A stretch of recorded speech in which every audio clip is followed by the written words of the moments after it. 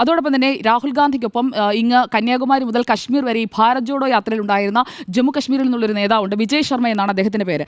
അദ്ദേഹം പറഞ്ഞ വളരെ പ്രധാനപ്പെട്ട ഒരു കാര്യമുണ്ട്. അത് കേരളത്തിലടക്കമുള്ള കാര്യങ്ങൾ കൂടി വെച്ചുകൊണ്ടാണ് നമ്മളത് വായിച്ചെടുക്കേണ്ടത്. അദ്ദേഹം പറഞ്ഞത് ഈ നേതാക്കളെല്ലാം തെരഞ്ഞെടുപ്പാകുമ്പോഴേക്കും വിജയസാധ്യതയുള്ള സീറ്റുകൾ സംബന്ധിച്ച് കേന്ദ്ര നേതൃത്വത്തിന് ഒരു റിപ്പോർട്ട് കൊടുക്കും. കേന്ദ്ര നേതൃത്വം അതെല്ലാം വിശ്വസിച്ചങ്ങിരിക്കും. എന്നിട്ട് ഫലം വരുമ്പോഴേക്കും 8 നിലയിൽ പൊട്ടുകയും ചെയ്യും. ലോക്സഭാ തെരഞ്ഞെടുപ്പിലടക്കം അത് സംഭവിച്ചിട്ടുണ്ട്. വിജയസാധ്യതയുണ്ട് എന്ന് തെറ്റിദ്ധരിപ്പിക്കുന്ന റിപ്പോർട്ടുകൾ കൊടുക്കുക.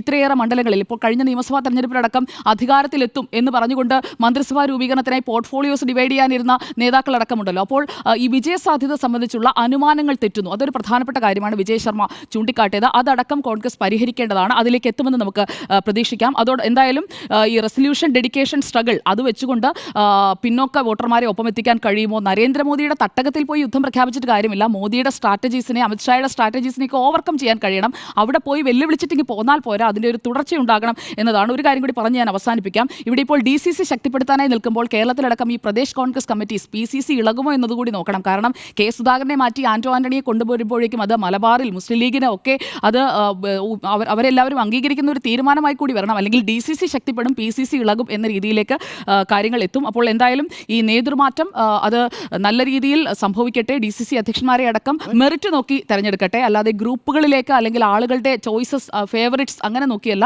കഴിവുള്ളവർ വരട്ടെ. അങ്ങനെ കഴിവുള്ളവരെ കൊണ്ട് കോൺഗ്രസ് നന്നാവുകയാണെങ്കിൽ നല്ലതാണ്.